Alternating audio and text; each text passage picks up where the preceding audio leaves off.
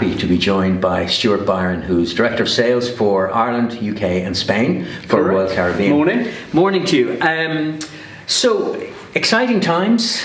It feels your team has been around the country over the last few days. They have. Yeah, so do they take away any key learnings from being face-to-face with their various trade partners? Yeah, it's been a really interesting period, and you know what, it's great to be back out on the road, and it's great to be back in front of the agents and meeting all of our partners face-to-face. Yeah. We've had a long period of doing a lot of the meetings virtually, and I think the last time we met was virtually. Yes, it was. And it's great to be able to do these things in person at last.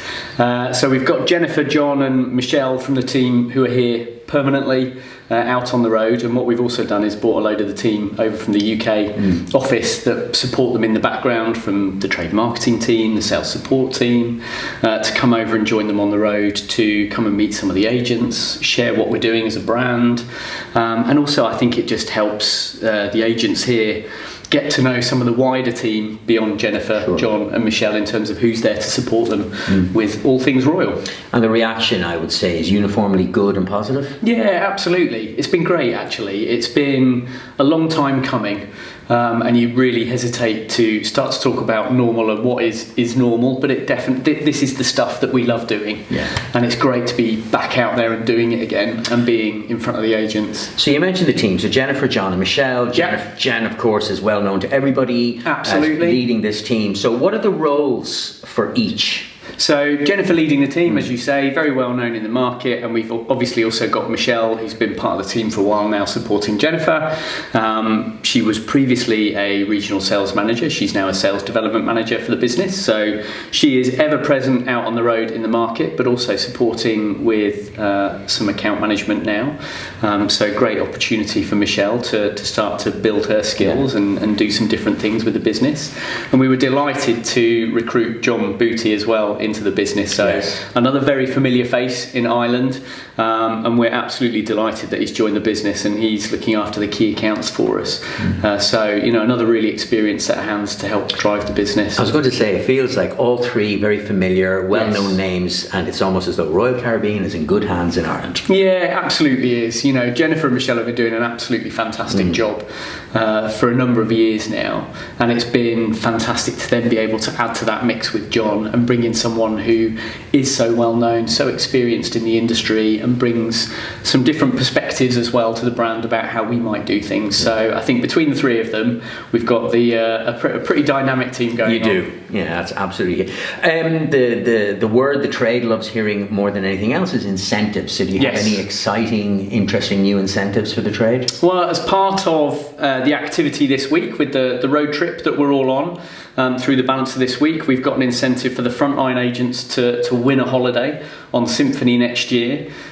So we've been working with, in partnership with Aer Lingus on it, so it's a fly cruise holiday, and all they need to do is put a social post out there talking about what their favourite royal cruise would be and where, and to make a booking by the 9th of October, and post that on social media with the hashtag #MyReasonToBook23, and they can win a cruise on Symphony next summer, sailing out of Barcelona.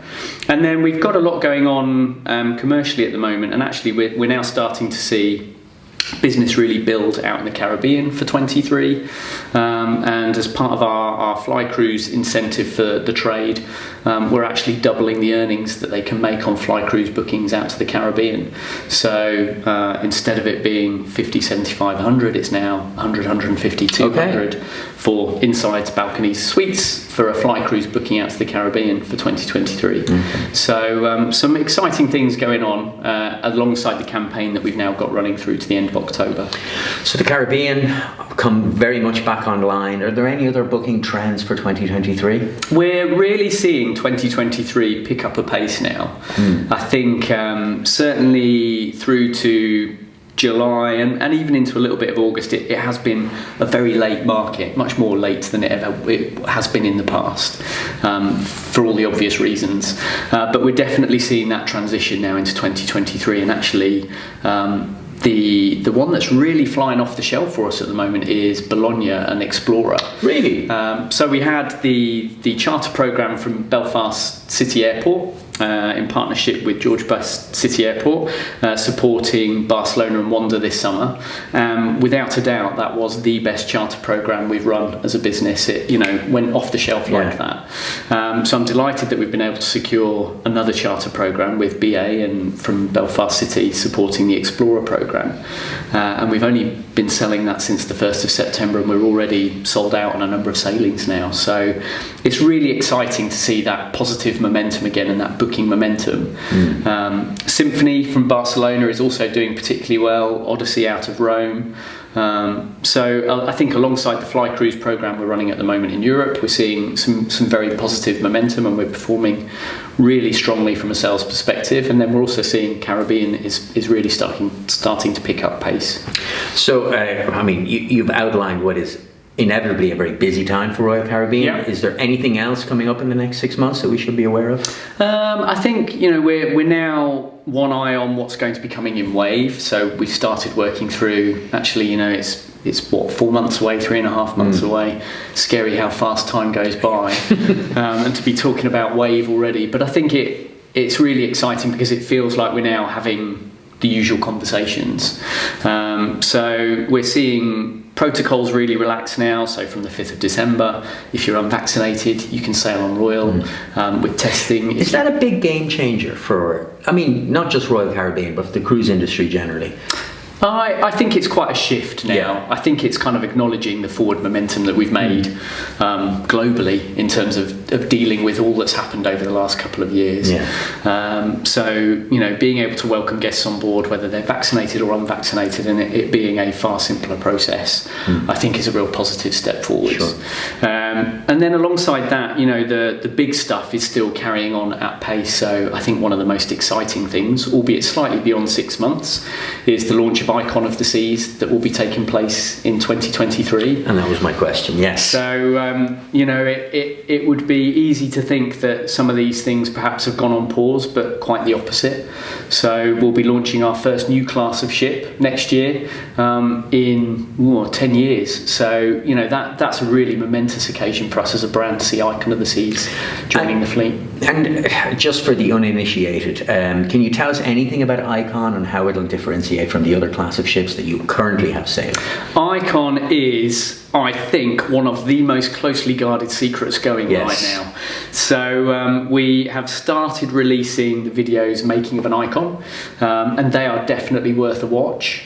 I think on those videos you see the exec from the brand, so you see Michael Bailey, you see Jason Liberty, and they all talk actually quite personally about what it means to them as part of the brand and the brand moving forwards, and also some of the bits they're most excited about that will be coming with Icon when Icon launches next year.